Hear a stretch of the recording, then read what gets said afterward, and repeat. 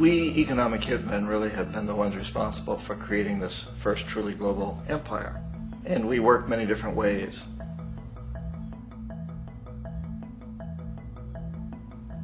But perhaps the most common is that we will identify a country that has resources our corporations covet, like oil, and then arrange a huge loan to that country from the World Bank or one of its sister organizations.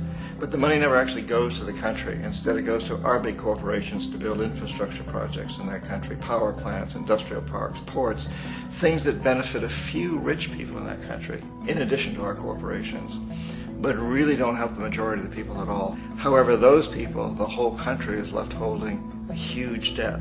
It's such a big debt they can't repay it, and that's part of the plan, that they can't repay it. And so at some point we economic hitmen go back to them and say, listen, you owe us a lot of money, can't pay your debt, so sell your oil real cheap to our oil companies. Allow us to build a military base in your country, or send troops in support of ours to someplace in the world like Iraq, or vote with us on the next UN vote. To have their electric utility company privatized and their water and sewage system privatized and sold to U.S. corporations or other multinational corporations. So there was that whole mushrooming thing, and it's so typical of the way the IMF and the World Bank work, that you put a country in debt, it's such a big debt it can't pay it, and then you offer to refinance that debt and pay even more interest.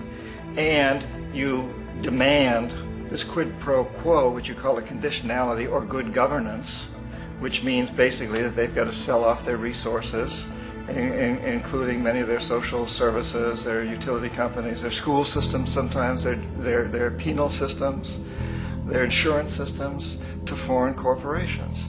So it's a double, triple, quadruple whammy.